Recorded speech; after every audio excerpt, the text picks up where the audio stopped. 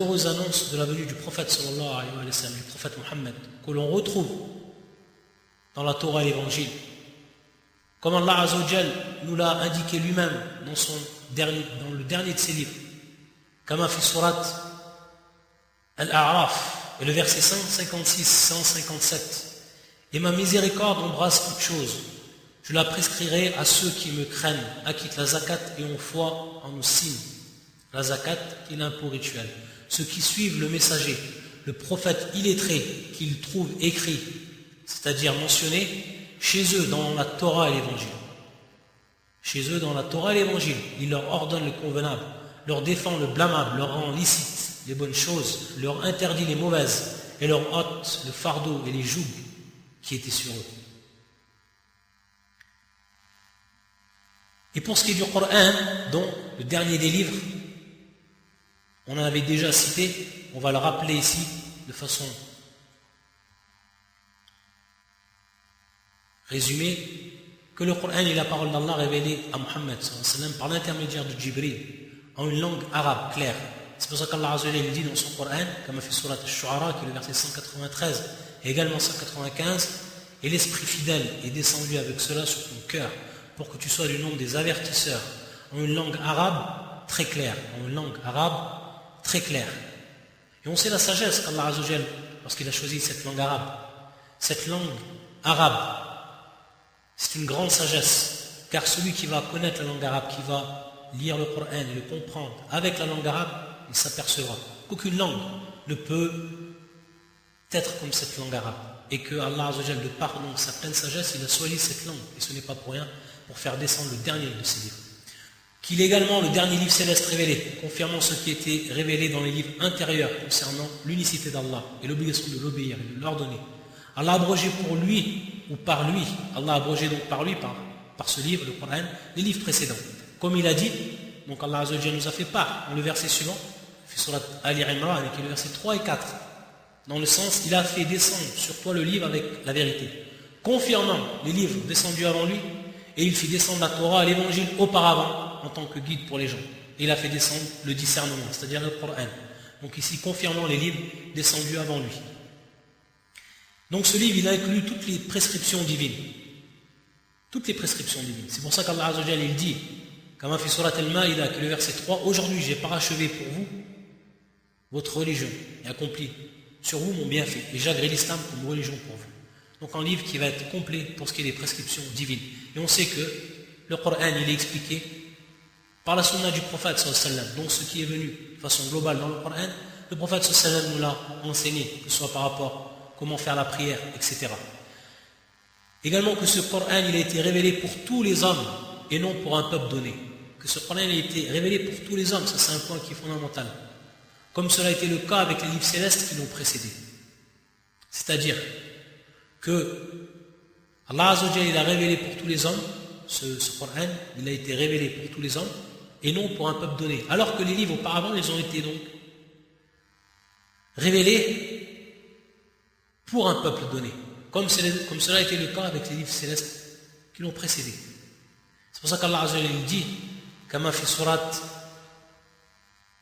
Saba, qui est le verset 28, et nous t'avons envoyé qu'en tant qu'annonciateur et avertisseur pour toute l'humanité. Mais la plupart des gens ne savent pas.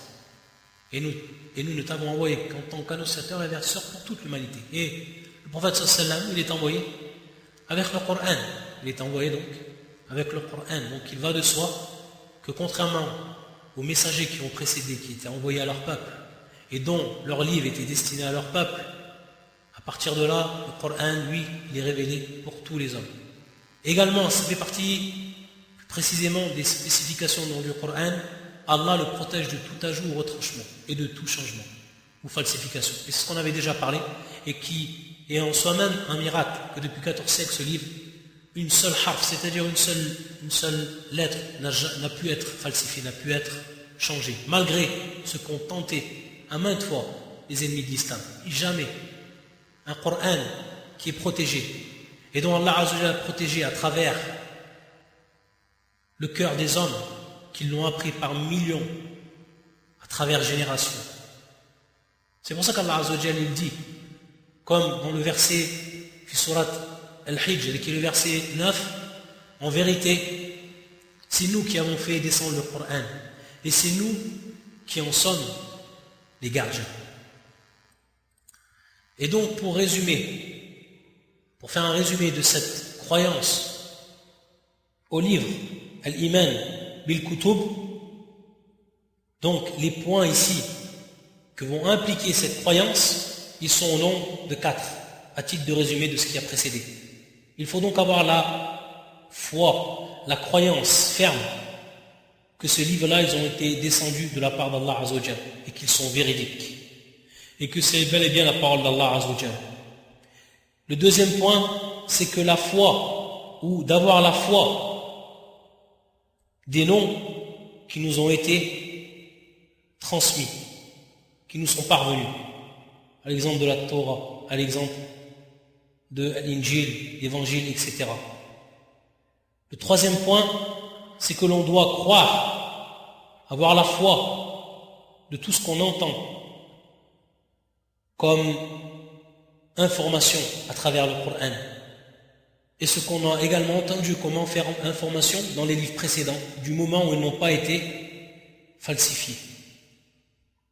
Le quatrième point, c'est-à-dire ce quatrième point, accomplir ou exécuter les lois qui y sont présentes tant qu'elles n'ont pas été abrogées, et que l'on doit se soumettre complètement à ces lois qui y sont présentes et dont on doit en être au fond, dans notre fond intérieur, satisfait. Ça, c'est pour ce qui est du quatrième point. Et bien entendu, on sait, pour ce quatrième point, que le Coran donc a abrogé tous les livres qui ont précédé, car il contient ce qu'il contenait, mais Allah Azza wa Jal l'a rendu encore plus complet, car il est destiné, comme on l'a vu, à toute l'humanité et non à un seul peuple. Pour ce qui est maintenant des avantages, des bénéfices de la croyance au livre saint, cela va nous permettre de voir à quel point Allah Azza wa Jal est miséricordieux, clément vis-à-vis de ses créatures, puisqu'il leur a révélé des livres qui leur montrent le chemin qui conduit à son agrément. Allah Azza wa Jal n'a pas laissé donc les créatures dans l'incertitude, en proie aux suggestions des démons et à leurs propres passions. Allah Azza wa Jal les a guidés de par ses livres. Et il leur a donc donné de quoi discerner entre le bien et le mal, comment connaître la vérité et ensuite l'appliquer. Ça, c'est une miséricorde et une clémence de la part d'Allah Azza wa Jal qu'il a fait à l'humanité. Également, cette foi-là, au livre, ça nous permet de connaître la sagesse, al-hikmah, la sagesse d'Allah Azza wa Jal, qui a légiféré pour chaque peuple les lois qui correspondent donc à ses besoins, comme on l'a vu précédemment. Et elle sert également, cette foi, de critérium pour distinguer les croyances sincères des autres. Car en effet, celui qui va croire à son propre livre saint doit croire aux autres livres révélés et aux autres prophètes qui y sont annoncés. Et si automatiquement on croit réellement à son livre, si le chrétien a réellement cru à l'évangile, ce qui est indiqué, si le juif il a réellement cru à la Torah, ce qui est indiqué, automatiquement s'il était sincère dans cela, il aurait donc ensuite cru au Coran, il aurait donc cru au prophète sallallahu alayhi wa sallam, dont on a vu les versets qui annonçaient le prophète sallallahu alayhi wa sallam, mais également tout ce qui va donc être preuve que le Coran est la continuation des livres précédents. Et à ce moment-là, cette fois-là, lorsque la personne sincère, soit le juif ou le chrétien, se convertit à l'islam, après avoir connu al-haq et l'avoir reconnu et appliqué, ça va lui permettre de favoriser la multiplication des bonnes actions. Car lorsqu'il a cru en son livre et qu'il a cru ensuite au livre d'Allah Azza wa Jal, il va recevoir lui un double salaire. De même, pour ce qui est donc du prophète en lequel il a cru, son prophète, et le prophète ensuite, Muhammad sallallahu alayhi wa sallam, dont il en deviendra croyant de par son entrée en islam.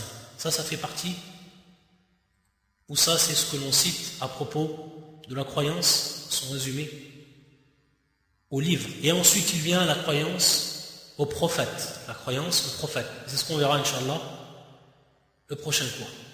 Subhanakallahumma bihamdika, ashhadu an la ilaha illa anta, astaghfiruka wa atubu ilayk.